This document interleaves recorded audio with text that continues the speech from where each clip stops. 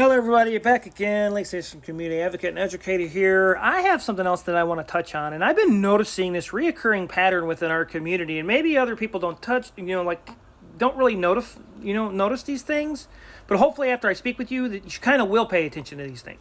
But I'm sure that everybody knows that Luke Station they're really trying to cram their foot in the door, so they have the ability of power and influence over our Democratic leaders here in town. Well, this is something I wanted to bring up because they're putting up another liquor store within a block of a school.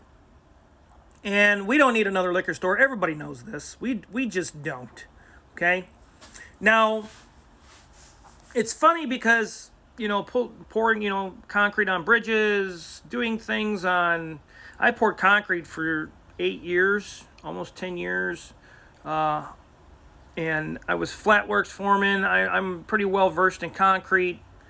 And it's a funny thing that Luke Oil got their inspections and their approvals pretty fast. And it's a funny thing because I never saw the inspectors, at least city inspectors, on this job site. They poured the footings, poured the walls, and then poured the pad all within a matter of a couple days. We're building on it by the next week. It's almost like the red tags, the red ribbons were cut to make sure that this business goes up, because their theory in town is that big business brings big taxes. And I'm sorry, the argument with that is our infrastructure debt. A liquor store is not going to fix our infrastructure debt, nor will 10 businesses coming into town fix our infrastructure debt. I'm sorry, if you go through the paperwork and you find out how much infrastructure debt we have and what it's truly going to take, the lie of that needs to stop. It's not going to happen. But this is a resident's response to some things that went on. He said, I wanted a garage. I pay my property taxes every year. I pay my permits. I pay for contractors. Yesterday I was ready to pour concrete, but I had to turn the concrete truck away. Lake Station couldn't do a simple rebar foundation inspection. Every day I delay is just burning money. And the co-commissioners, and the code enforcement knows this. They want to burn your money up, but they didn't do it for Luke Oil, because I'm going to guarantee you I can go down and I can find violations. I'm pretty sure I could.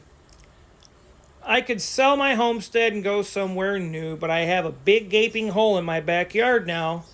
I doubt if I could get what I have into the property. This is the kind of dynamic that is triggered off in our community. This is what is played against our residents. See, our residents pay for their permits, they pay for their taxes. They just want an inspection to put it up. But because we have very biased code enforcement, code commissioners, they don't want no part of it. No. You pay to play. You do it my way or else. And it's not even standard. Like, people are paying for their permits, paying for them to do their job and their duty, and they're just not doing their job and their duty. So I guess I'm screwed. Just setting cash on fire every day as the city tries to figure out what they're going to do. But I bet once the garage goes up, they're going to want more taxes. Chances are yes, because that's just how it is. You build something on your property, yes, your taxes are going to go up. If it's a porch, if it's a shed, that's how it works, bud. But I can understand why he's mad, because when you pour for concrete, and that's a special mixture of concrete coming out to your job, depending on what aggregate, depending on what slump, depending on if you got chloride in it or not, there's a lot of things that can happen. But there's a few reasons why code enforcement probably didn't show up this past week, bud. And the chance is the word on the street was our code commissioner turned his keys in and said, screw you, to the city, and said, I quit. But the other thing is that's just hearsay. No one really knows for sure. And the other thing is well, our other code enforcement officer was a little bit busy going to the beach. So, they deserve to have their time and they can do what they want. They serve the people. Hello. And you don't go to the beach in the middle of a week. You go to the beach on the weekends when you're not on work, when you're not on the payroll. But these are some of the things that are going on. Now, I've mentioned before in some videos that our residents get squeezed for money. And it's almost like as if it's done on purpose, that they're squeezed for it slowly.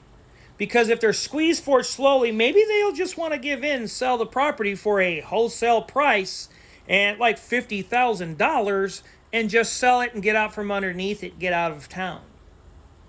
It's a very funny dynamic. It's a very funny little mechanism, a little racket going on here. A little bit of RICO maybe even. But, you know, something's just a little fishy. But, you know, for the Luke station, they just cut all the red ties and just said, hey, have at it. And I know that this is true because it happened with the electric on my home versus an employee of the city. We had the same identical job and the same company do the job. They walked up and gave them a green tag for them before they ever started. For me, they held me off, gave me a red tag to the point that I finally, and the work was up to par, by the way. It's the same company. So it's a little fishy. But if they don't get the work or they can't squeeze you for it, these are the kind of things that go on. It's just something else to keep in mind, residents, of what's going on and what's happening around our community. And yes, it was said, it was hearsay, it's on the street that code commissioner quit, then he came back. Whatever the case is, fighting and arguing over a car because there was another code enforcement vehicle that was wrecked, that was swept under the rug, that was hidden over at the old city hall or over at the old city dump, that just, it vaporized, it disappeared, never went to an auto body shop. Huh, that's kind of funny. Wonder where the vehicle went. But who knows? I got pictures of that wreck too. But that's not really the whole point. Hopefully you guys can see things a little bit differently. Hopefully I've educated you on a little things going on here. And keep in mind and keep it in the forefront of your face that these things are going on and we need to be calling them out. And yes, residents don't want to continue to pay for these things. And they know residents, once they're being squeezed for money, they'll continue and delay them and hold them off as long as possible. Because that's money being burned out of the residents' pockets. So, Lake Station, we need to do better. We need to vote better. Let's start there. We seriously need to vote better. Because if you think things are going to get better with these same people running things, it ain't been working so well lately. Just saying. And the proof's in the pudding. It's all out there for all to see.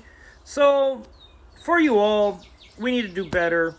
We need to be better. Demand some transparency and accountability and some integrity from our leadership because we deserve it and they should be being the leaders they say that they were voted to be. And if they're not, we should be calling them out. And quite frankly, guess what?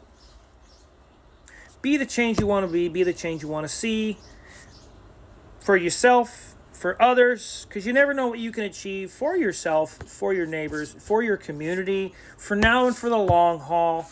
And until next time, people.